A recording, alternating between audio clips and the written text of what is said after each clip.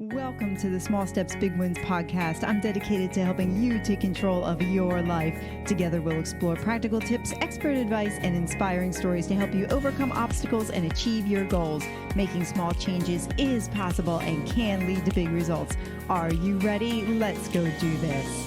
So, Lynn, I'm excited. Are you excited? I'm excited for our conversation. I am so excited. Anything where we're talking about wins and accomplishments and all the amazing things that come with that, I'm excited about. Yes. Well, welcome to the podcast. Your book, Enough with the Secrets, Mama. First of all, it has an intriguing title. Absolutely love it. Enough with the Secrets, Mama. That alone made me want to talk to you. So I got to figure out what's going on here. So I'll let you introduce yourself. And then I also want to know how that title came about. Absolutely.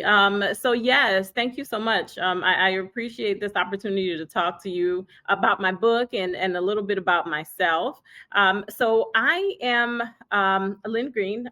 Lin Mary is my full name. Everyone calls me Lin. I am an advocate. I'm an author. I am a blogger, an independent consultant here in Orlando, Florida. And I decided within my conversations with women, especially with women, but of course this applies to men too, right? Because we all have mothers. I found that there was a need for some healing in mother-daughter relationships. So I decided that Enough with the Secrets, Mama was going to be my debut work of love, I call it, as I'm helping people heal through a lot of those maternal heartache issues and sharing my story of how we overcame a lot of those struggles, having traveled here from the Dominican Republic. I speak a little bit about our immigrant experience, but pretty much just how my life unfolded. And when I realized that I was going to be on your podcast, it really excited me because a lot of what you speak of and the core of what this podcast is being able to tap into those things that we can overcome those difficulties and continue to build and grow. And the way you encourage people through this is amazing. So I am excited to talk some more. Yeah. Oh, thank you. Well, feel free to dive a little bit more into some of those challenges that you had to kind of paint a picture for those listening, just to, find out a little bit more and then share your struggle. Like, what are some of the small steps that you've done that actually brought you to the realization that, it might be a good idea for me to write this book and share my story, because a lot of people have stories, but they don't take the step to put pen to paper and then, put yourself out there and be vulnerable. Absolutely. So the core of the book is certainly trying to understand. We know our parents did the very best that they could with what they had. And I had come to a part in my healing journey with the experience with my mother that I had to understand at the core who she was and why she was the way she was. I internalized a lot of the feelings of I would call it just my own self perception of neglect in certain areas, core foundational relationship between mother and daughter issues. And I had to really take a step back and dive deep into where she came from and how she became the person that she is. Very strong-willed, independent. I get all of my strength from her. I know that for sure.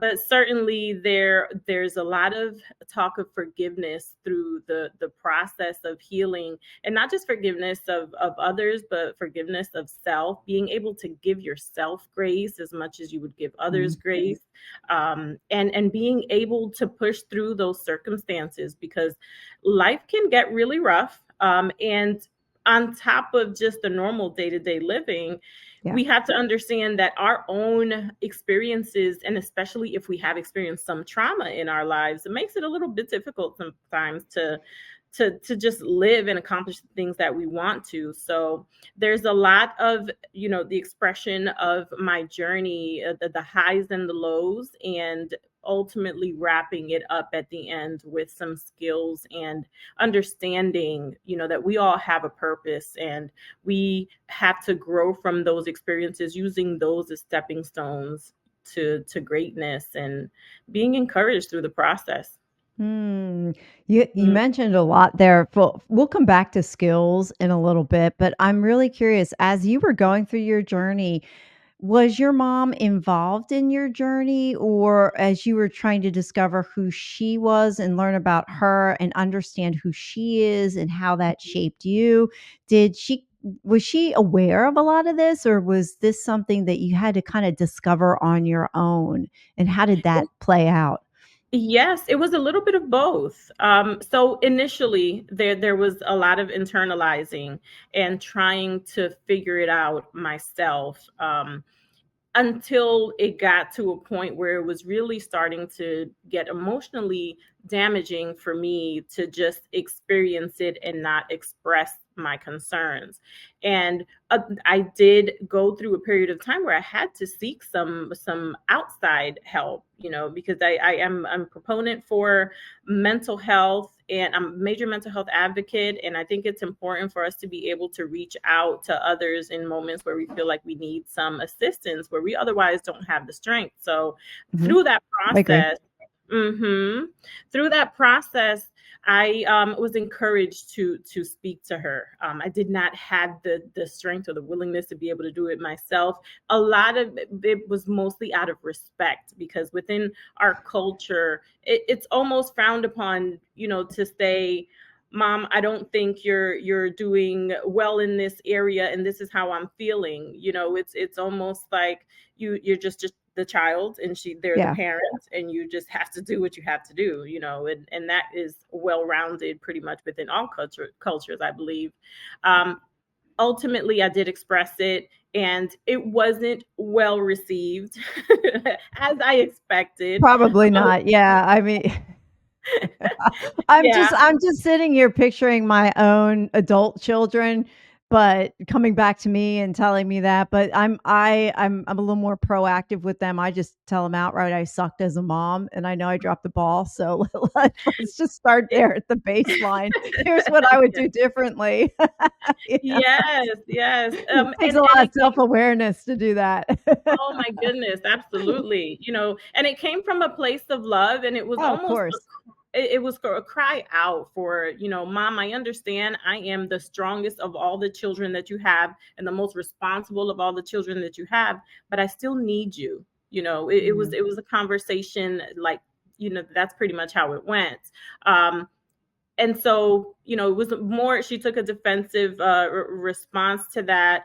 And after that, we had to establish some boundaries, and through those setting of boundaries, we grew, as a mother Mhm. and daughter relationship. She then understood more where I was coming from, and we have healed, to the place where we are now. I am so very grateful for the journey. And so I wanted people to be able to experience that through my story, and relate to the a lot of those difficulties, and be able and know that you can come through it. And the most important thing is that it's not always going to be the happy ending that you expect it to be, but understanding that it is what it is, and being at peace with that, and still finding joy in Mhm. that place, knowing that you have spoken your truth, and that you're growing and helping them grow through the process. Yeah, it's letting go of the expectations and letting go of the outcome. It's just how you carry yourself in that moment because Yeah, honestly, all we have, is that moment. Would you be yeah. willing to share a specific boundary that you had to set? Because we hear about we hear people talking about, we have to set boundaries in relationships and so forth like that. But sometimes it's hard to practically play that out. What Mhm. was something in your life that was a boundary that you could share that might help somebody else? Mhm. That I had to keep myself as a priority, Mm, and so respecting that in that space, there's a routine that I follow, and these things are important for me in order for me to be my best self.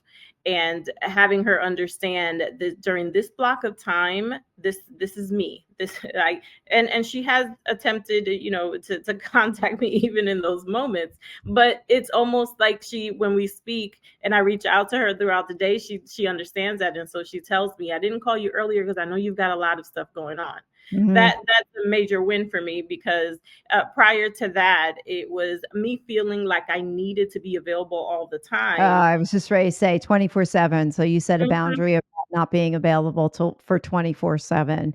Yeah, Yeah, absolutely. that's not just true for mother-daughter relationships. I know that there are people out there that have, like, ex-spouses, or, that they're divorced or separated or whatever, and they had to set boundaries, Mhm. around that other partner that thought they Yeah. had access Mhm. 24/7, and that's sometimes hard to do because when you're in that serving mode and you wanna help people, Mhm. it's hard to say, "You know what? I'm not gonna get back to you right now. I can get back to you later on." It's not that you're Yeah. not important to me, it's just that I have these other things Right. that I have to do. Yeah. Yeah. Yes. S That was Yeah. critical. Yeah, and I know there's a part of your history in your past where you did have trauma. You mentioned that before, like, all of us have come, how all of us have experienced some type of trauma, and it's interesting. I also wrote a book. It's not coming out until September, and there's a section in there on trauma and what trauma is to one person. It may not be to another, but the baseline is that, hey, if it's traumatic to you, Mhm. it doesn't have to be traumatic to me to be traumatic to you, right? So Absolutely. how has your trauma that you've come to work through, that you experienced and come to work through, how has that shaped who you are as a person and drives you forward from Yes, today?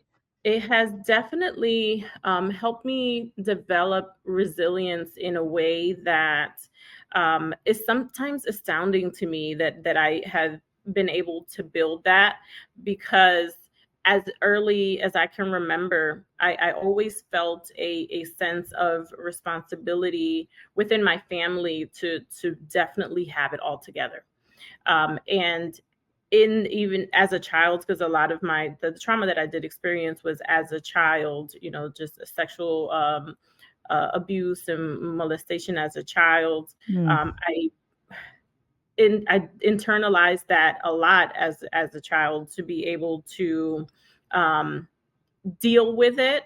Obviously, as a kid that's 8, 9, 10, those things are really difficult to process on your own. But sure. we all know what comes with the grooming of a child in those experiences. It's like you can absolutely say nothing about this, and not feeling the comfort to be able to have those discussions with my mother. Instead, what I did was I told myself I was not going to be at 8, 9, and 10. I refused to be a victim. I remember saying that. Um, Wow. That's and, amazing insight at 8, 9, and mhm, 10 to be able to tell yourself that you're not going to be a victim, to have that internal fortitude at that age to know that what was happening to you, 'cause, mhm, you had to have a level of maturity at that mhm. point where 8, Yes. 9, and 10-year-olds sometimes don't, that's just No. where they are developmentally, so, oh my Mhm. gosh. And Wow. I would credit Oprah Winfrey for that, because I watched Oprah as a kid. I don't know why I was always drawn to it, and I've always been drawn to human behavior and to people in Sure. general. So I remember watching an episode. She had a guest on that had multiple personality disorders, and because I was kind of experiencing some difficulties within with my trauma, things that I Sure. was like, I was having nightmares and things like that, like in my mind. This was interesting to me, to have these voices inside, and I remember through watching a lot of the shows that she aired during that time. We're talking a late 80s or so. um I said, I have to push through whatever this is that's going on, and I will be successful, and I will not be a victim. So I really credit that. to my frame of mind during that time as well. Wow. How Mhm. long did you keep that inside before you actually started talking about the fact that you had, that Mhm. you were molested as a child? Yes, very long time. It wasn't Yeah. until my 30s that I started to be more expressive about it. When I finally told my mother about it, in Yeah. conversation, that's about when I finally opened up and then spoke about it. Mhm. Wow. I bet that Mm. was a difficult conversation to have. Yes, it was a difficult conversation to have, but it was such a relief to be able to just let it go. For Um, you, relief for you? Yeah, Absolutely. I bet. And I do a lot of work within the community, as a community advocate. I work with a law enforcement agency, and we respond to sexual assault cases often. And so that also was my way of giving back and understanding a lot of these victims as well, and being able to communicate with them in a way that I know that they would understand emotionally and physically all the struggles that come Mm. with that. So, Yeah. Oh, that's beautiful that you can turn something that's tragic into something that's useful and you can yeah. help somebody else as well. I think all of us deep down, if we've experienced something that out of our deepest depths of, despair, trial, trauma, we can always within us find the strength to turn it around and make something good out of it. I Yeah. mean, it's not easy, it's Mm, definitely not easy. You talked before about giving grace to mhm, yourself, both to yourself and to others as well. And you emphasize that as part of your journey, mhm, through life's difficulties. How do you cultivate a mindset of grace in mhm. challenging situations where it might be difficult to cultivate grace Yes, there? yes. Well, first and foremost, my spiritual backing is what really encouraged me to be at a place where I could give myself grace, because I had developed an attitude of perfection. Everything had to be perfect, and I had to do everything just right, because I had this sense of responsibility to my mother, especially because she was going through a lot of difficult things that I've seen through my childhood. And so knowing that as well made me give her grace and help me understand that it wasn't intentional. Her Mhm. inability to connect with me wasn't intentional, because her focus was on my other siblings who needed her more. And those were always her words: they need me more. Mm. They weren't as responsible and as focused and as mature as I was. And I'm the baby. So that was a difficult position to be in. But I learned, having that spiritual backing, that grace was important in order for me to get to that place of joy. And that's right. And I wanted to be there so badly that I said, I have to find that grace. So to shower myself with grace and be able to forgive others and give them grace through their difficult times. You mentioned about joy. So, as you gave yourself that grace, how did joy start to manifest in your life? What did it look like? It's not just a happiness. That's I guess where the question's coming from. Happiness is like sometimes happiness is like I've heard it say like that bully in the schoolyard. It draws a line and says, "Okay, you got here, but now you're not happy. Now you have to draw another line." And there's Mhm, happiness, there's joy, mhm, there's a mhm. contentment. What do all those mean for you, and how does that look like now in your life? Yes, freedom. If anything, that's just the freedom to be able to live life in such a way that I am not putting that pressure on myself, and I'm not putting that pressure on other people. So knowing that joy meant for me not just personal, what was going on inside of me, but being able to create an environment around me that added to that, and made it a more peaceful experience, to live. I was listening, and I don't want to get too far ahead because I know there's three questions you usually ask. Oh, If we're it's all talking good. we're talking about joy. The book that changed my life was the Book of Joy, Mm, by Dalai Lama and Desmond Tutu. And within it, there's so many aspects to it. It's how you live your life, how you show compassion and kindness to other people, how you have a spiritual practice or routine, something that is going to continue to feed you. So joy for me, it is all those things. yeah, I it's okay. You can go ahead on the questions. Well, we were It's all talking about it's it, all and about yeah, it's all fine. You know what, sometimes we just find those books in our lives that just you read them and it's like I can point to a pivotal moment in my life in that particular book. And is that something that kinda drove you a little bit? Because, like we were talking about before, to become an author, you have mhm, there's something inside of you to want to put your story out there and put it pen to paper. What was mhm, your catalyst that kinda, like, drove you and said, "Hey, you know what? I'm gonna write this book." mhm. And yeah, here it Yeah. is. My love for serving others and being able to impact some people's lives in a way that is deeper. So I in within my community and what surrounds me here close to home, I know I have been able to make an impact, to the fact that Fox 35 News Orlando recognized me with the Care Force Awards for my work within the community. So Right. that kind of solidified, like I'm walking in my true purpose and calling. What I'm supposed to do is help people. I've always had a love for serving others. So I knew that it had to go beyond just the call of my local community. I felt like this issue is so deep rooted, that I have to reach the world by sharing my story in any way I can. So it has really been, and my book officially released May 14th.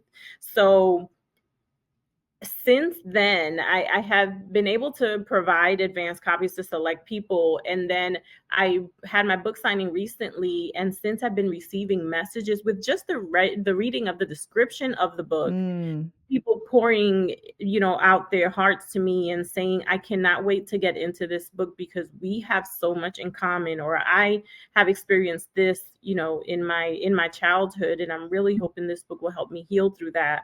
And it's incredible to see how many people need that, need that community, need someone who understands them. So for me, it was important to share my story for that purpose. yeah, Hmm. how does that make you feel when you get those messages? I there's no words to describe the way your heart just feels fullness. Yeah. And at the same time, it's a very melancholy feeling because you know the hurt that they are currently experiencing, because I've been there. But all the more confirmation that I had to just put it out there. Yeah, Mhm. that's exciting to get a message that says somebody is looking forward to reading your book and hopefully having it help them heal as well. What are some skills or some practical applications that you have in your book that can help people? You want to Mhm. share a few? Yes, actually. So one of the things, as we come full circle, towards the end of my story, and I share a number of different things that I've experienced. I wanted to make sure that people felt empowered by creating some kind of routine in their day to day that would help them continue to build on that power that they have inside that they've not explored. So one of the things I mentioned in "Peace of Mind, Piece of Cake" is the chapter that the potential of your power is determined by the strength of your power source. And a lot of people don't consider that you can tap into something that will give you the strength that you need to be able to overcome difficult situations. And I think that's really important to be able to have that you can tap into to help you grow and heal. Another thing that I mentioned, I referenced a couple of books in my book that were really helpful for me. But another one was Jen Sincero's "You Are a Badass," and in it, there's a quote that says, "Everything you do on your journey contributes to where you're going." So feeling like sometimes life is not working, it's not panning out the way you intended to, is a part of the process of growth. And we all would like for things to work exactly the way that we want them to. But the truth is that we don't have any control over the things that happen in our lives. What we do have control over is how we respond, how we react to them, and how much we grow from those experiences. So there's a lot of talk in towards the end of the book with a lot of those skills and applications and strategies and things that they can do to get to that place.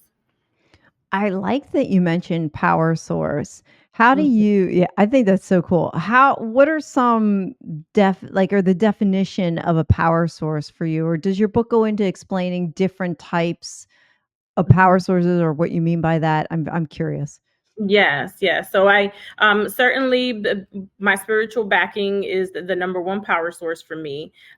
Just really tuning into the word of God for me has been empowering. The other thing is just acknowledging all the blessings that surround us, and in that, getting power from the beauty that we don't experience to the fullest in nature, and being able to connect not just with the world, the physical world, but be able to connect with other people and pouring into others as well, as a way to continue to ignite our power in that way. I feel like there is something to be said for the power that you get within growth when you are helping other people, Mm. and how much that can help you continue to grow and build on your own strength as well. So I tap into a lot of those things as I discuss the powers that we have that a lot of people don't even consider. Yeah, that's a good reminder that Mhm. we can draw power from helping other people. I never thought about it that way. I've asked that question, I guess, a few times here or there, because we people can think of power as like being inside. Obviously, you can get it from God, you can get it from energy, but you can get it from other people too. Like there are Mhm. people that just radiate that positive energy that you just want to be around and Yeah, enjoy. So it's yeah, kind of just depends on where you are. yeah. What's one thing that you thought would be hard about going through your journey, acknowledging the abuse that happened and just kind of bringing that out? Because it's a process to recognize it and then bring it to the surface and then make it public. The Mhm. book is going to make that public. What's one thing you thought would be hard about that journey, but turns out it wasn't? And then flip it. What did you think would be easy about it and turned out being really more challenging for you? Mhm. For sure, the way I knew, because I knew I had to be vulnerable and transparent, that really was hard. That I had to get to a place where um I had to be as descriptive as possible in terms of the emotional pain that caused, and so that meant that I had to go there um, in a way that I could reach people and they would understand. This is exactly how I feel because this is what I've experienced as well. So that was very difficult, and God bless the editors that are out here who serve as therapists even sometimes, and getting us to push beyond that, because I would consider myself an extremely private person. So this was really pushing myself out of my comfort zone for the sake of healing for others.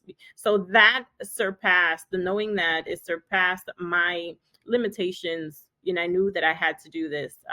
So that was the difficult thing. Um, and then it also became the easy thing to express at the end, because I knew that it was going to help others grow. Mm. So that would I would say it's the same for both. It was the hard thing that became easy. Because now I'm talking, and this is a prime example. Now I'm actually verbalizing. It's not just in print, but I'm able to speak about it more, in a Yeah. way that has become a lot easier for me. Yeah, that takes a lot of courage to do that. Mhm. 'Cause it's that vulnerability, like, it's sometimes easy to be vulnerable with people that are close to us because Mhm. they're close to us and we know them, but when you put something like a book out there, or even if you go on a podcast, now it's not private anymore, and now you have a vulnerability in front of an audience, and you don't know who's listening. So, Mhm. I think it takes a lot of courage for you to go do what you've done, and I've interviewed other authors as well, same thing, just to put your story out there, it takes a lot of courage to do that. What's something that very few people agree with you on? That's a good question. Something that very few people agree with me on. I would say that it's okay, but people need second chances. That it's okay to give someone a second chance to improve. I think sometimes we're so hard on others who've hurt us Mhm. that we are just steadfast at our idea that a person does not um, deserve forgiveness. And so I think the majority of people who have been hurt are in that space.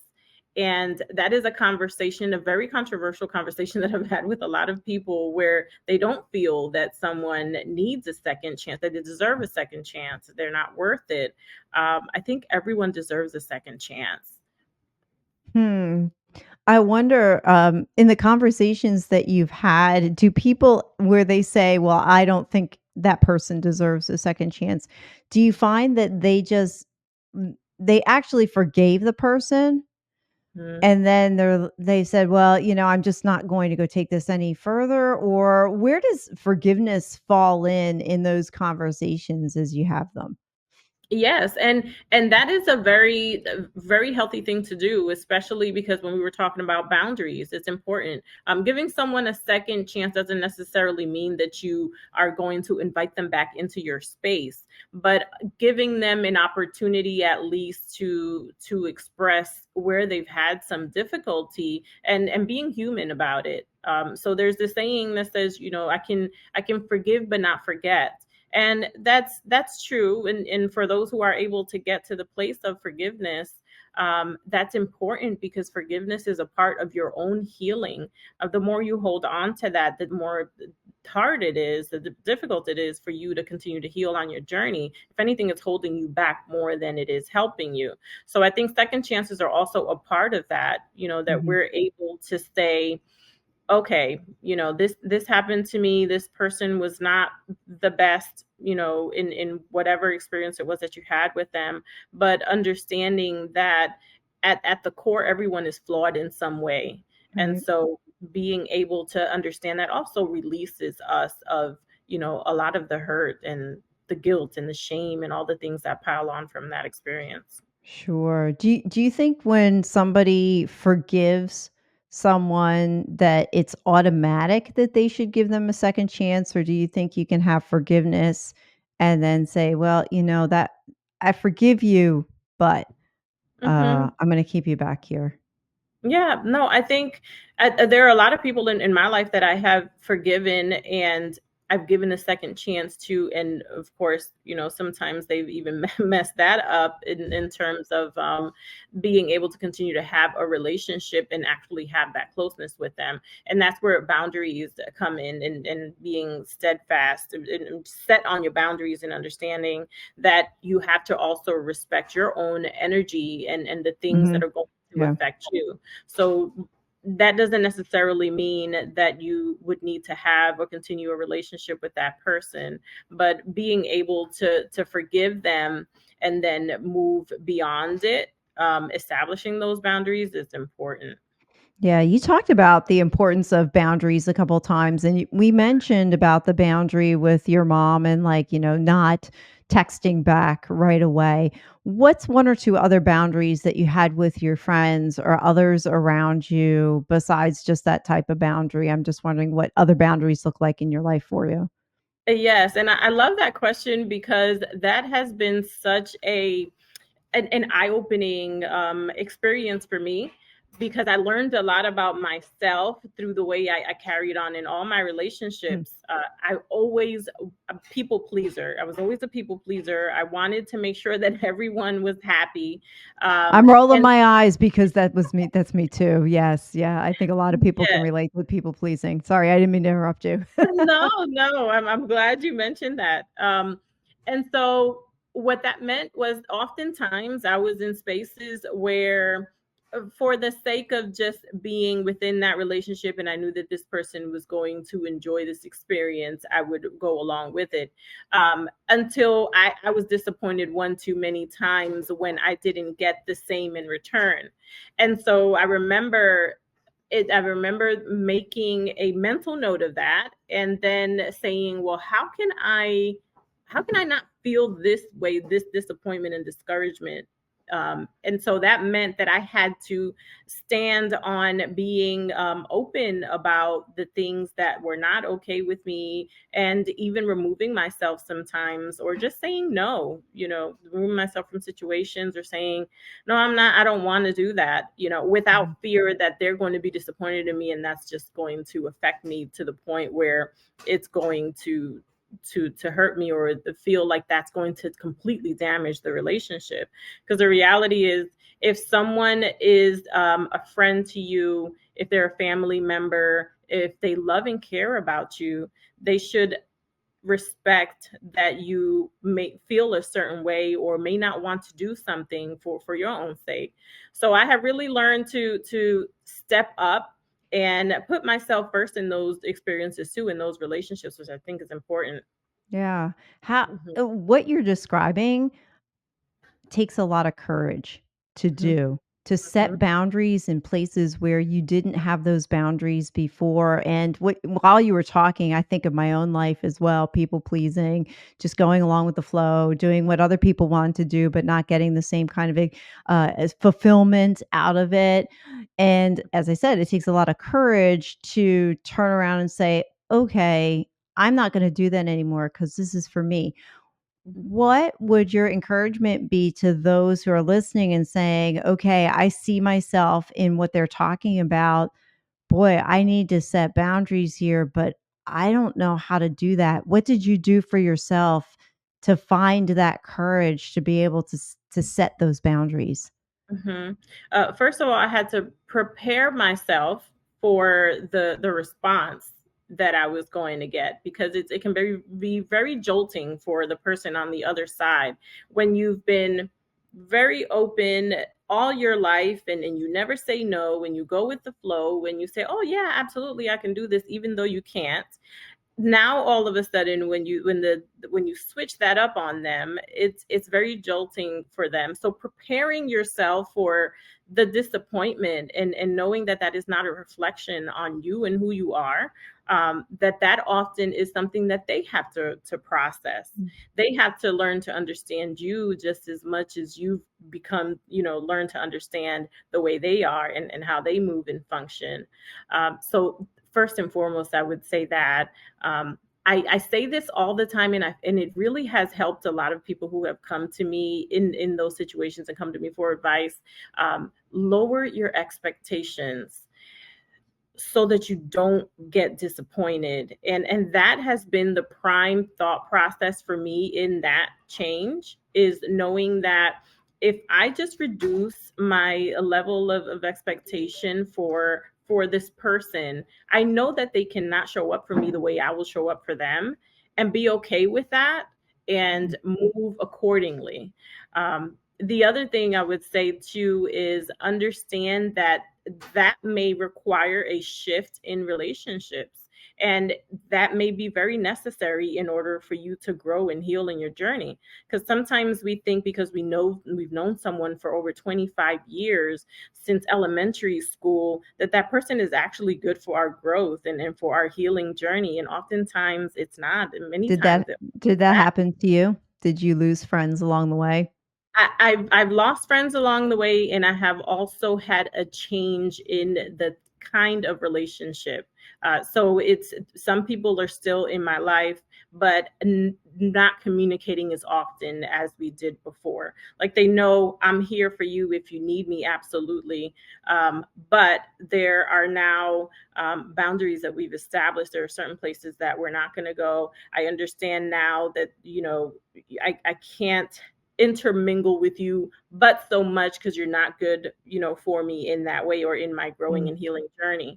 And that's important. And that is one of the most difficult things for people, because not it's like having going through the process of grief. It's like a breakup in a relationship that was foundational for you in some way. But when you acknowledge that in your healing journey those things are necessary, it's easier to process. But it takes mhm. time. Yeah. Oh, yeah, it all takes time. Did you find those friends where you had to distance yourself? Was that a conscious conversation, or was that something that kinda happened over time and you just kinda stopped talking to them, I guess? Or not stopped talking to them, but Mhm, shifted the type of relationship that you had? Were they mhm. aware of that too, or was it like, how did Yeah. that go? So it's two part in some cases, because everyone is Everybody's different. different. Right, right, right. Yeah, so depend if I knew this person was willing to have a conversation and we could have an amicable and civil conversation about it, absolutely we would discuss it, to the best of my ability. I would be able to express that conversation would determine whether or not we would be able to move forward, or where we would stand within our relationship, if that meant that we needed to cut ties or not. Some people, you absolutely know, are not ever going to accept accountability for their behavior, and you already know ahead of time that having this conversation with them is not going to be, it is going to affect you emotionally even more, and it's not going to be a healthy conversation, because you're not going to come to any understanding. And in those cases, it's important to know when you just need to slowly start backing away, and letting them understand that your actions mean, it is obvious that you can't be in the same space or have that relationship with them anymore. By that point, though, most often you've expressed your concerns, because when you start backing away from a relationship, by then you've made it pretty known to this person that you're not okay with things that are going on. Yeah, I appreciate you sharing that because, sometimes we think we still have to hang on to these things because they're familiar and that Mhm, we don't want to hurt the other people's, the other person's feelings. And especially when you're a people pleaser, that's even mhm, worse. It's even mhm. harder to do that. But it goes back to what we were talking about before. Your number one self care is to take care of you first. Absolutely. In order to take care of you first, it's setting those boundaries or doing what you need to do to take care of yourself first. I think that's just so important. Um, Given, what you've walked through, if you could go back to your 8, 9, 10-year-old self and deliver a message to that little girl, what would it be and why? Mhm. It would be, you are loved despite your feeling of rejection. You are loved regardless, and this is only temporary, but things will get better in the future. Hmm. Wow. I think, growing up, I knew. I knew that my mother loved and cared for us for sure. Um, but she was so deep in the hurt she was experiencing and living with my brother, and as I expressed in the book, was an alcoholic, and was addicted to drugs, and ended up getting deported. He was here in the United States legally. He had a residency status, but he got in trouble Mm. due with those drug experiences, and he ended up getting deported. That completely was the way that was the way that the trajectory of our life became. It was very difficult for her to have that relationship with us, because she was hurting so much inside for what she was going through with my brother, Mhm. that difficult for her to love us in the way that maybe we needed her to, because we were even witnessing a lot of these things, and it was hurting for us to be able to see her go through it. So I think having known that as a kid, that I was loved regardless, and that this was only a temporary situation, that was definitely something that I would have wanted to know in that moment. Yes. Yeah, you talk a lot about your mom. How about your father? Was he in the picture or not in the picture? Yeah, my biological father, and I expressed in the book that my mother, I'm a child survivor of domestic violence. Mm, Around the age of 2 or so, my mother decided to leave him, and she made preparations with a neighbor to help her escape that situation. He actually oh, okay. he put a weapon to her head and told her that she could not leave. And so she appeased him for the moment, knowing very well that she had to go. Right. And picked up, and we moved to we were living at that time in Puerto Rico. We moved to the Dominican Republic. The father who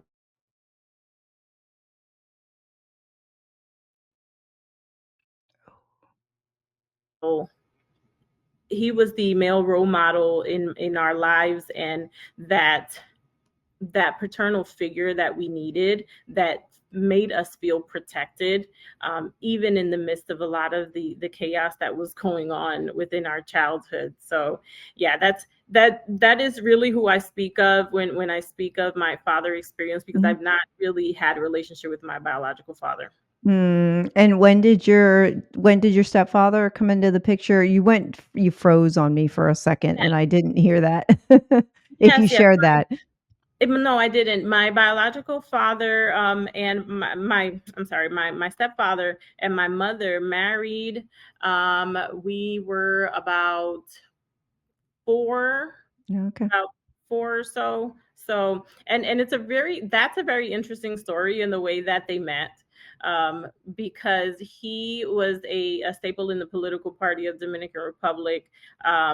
He was a Secret Service agent for the then Dominican president, and they had he had he liked my mother long before they actually officially ended up getting back together and getting married.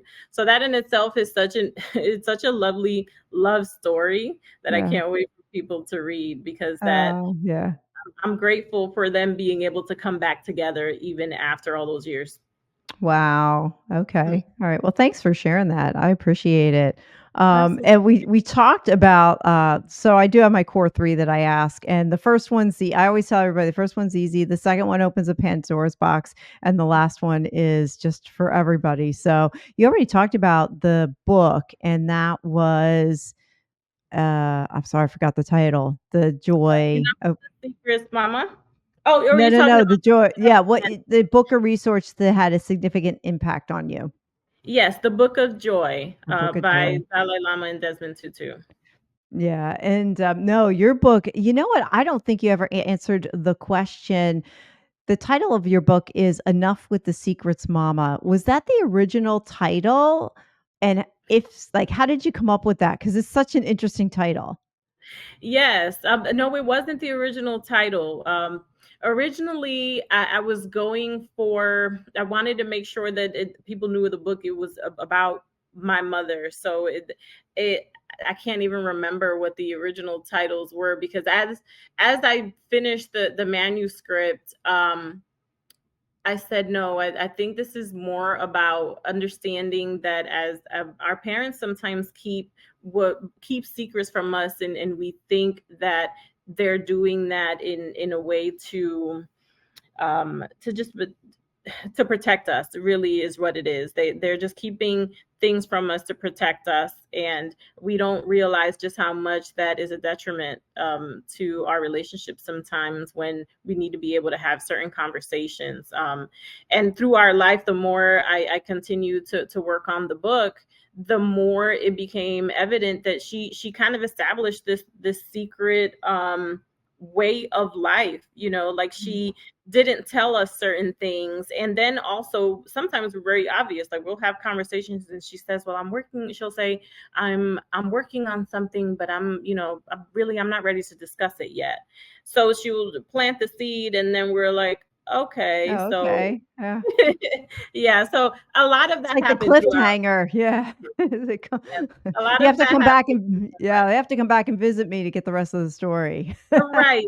But what's Yeah. interesting is now, goodness, the things that she is saying, the secrets she is spilling, and how interesting to now be at that place as she's getting older and wanting to share these stories. And I think this book, me writing it, also has encouraged her to do that. I was just gonna ask that question. Did you writing the book helped her? You already answered that. Yeah. Yes, yes, yes. So, yeah, yeah, yeah. What's one question or topic that you wish I would have asked about, and how would you have answered the question or expanded on the topic? Um, I would say a grief, and I think we maybe touched on that just a tad bit, but just the process of grief, because we experience grief in so many different ways. Mm. People think grief is just when you lose someone, but in reality, grief is a feeling that we feel often when things don't go our way, when we're discouraged, when life hits us with the most difficult of circumstances. I speak about my failure of in business as well, and how the grief of that, that experience was very difficult to get through, being able to lose your financial stability, at least temporarily, because you've invested so much into something. And in the same way, when you to lose something when you've invested so much into someone, is grief. So that would be the Sure. topic. Yeah. Sure. Yeah. Another Mhm. podcast. We'll save that one for another podcast. As we close, what is one small step that someone can do today that's gonna help them change their tomorrow? Yes, I would say commit. Commit to your healing journey. It's tough, and it's not going to be easy, and you're not going to perfect, the ability to process a lot of what you're going to experience through that journey. But commit to it. Know that you're worth the growth, and get the book. I think that'll help. It'll be a great start to your healing and growing. Oh, that's great. Yeah. I mean, surrounding yourself, getting the right person to Hmm. help you with your grief is Yeah. definitely or no, I'm sorry, not grief, but just to work out your problems too. Mhm. Yeah. So Lynn, Yeah. thank you for the gift of your time. I appreciate this. This was a lot of fun. Where can people find you? Yeah, so I am on Instagram and Facebook under It's a Lifestyle. That's ISSA style. It's a play on It's a Lifestyle. It's a blog that I started, which is an inspirational blog, and the focus is to live your life in such a way that will bring you joy and encourage you. So there's a lot of encouragement that I share through my social media and on my website. The blog is www.isthelifestyle.com. You can find me there for those who want to connect with me in business and all the things I'm doing within the community, and with my independent consulting. I'm on LinkedIn as Lin Green, so you can find me there. Well, thank you. This was really encouraging. I'm looking forward to reading your book. Oh, thank I think it'd be a you. lot of fun. And, you just provided a lot for everybody listening. So I really appreciate you. Thank you so much for the gift Yeah, of your time. Thank you. Thank you. Thank you for listening to another episode of the Small Steps, Big Wins podcast. I value your time with me, and I seek to make every moment count. In order to make lasting change in your life, listening is usually not enough. So I want to ask you, what practical steps are you going to put into action today as a result of listening to this podcast? Remember, any step, any action, no matter how small, starts your journey to a big win. And if you're not sure where to get started, reach out to me and let's have a conversation. Until next time, love yourself, then love others. Peace.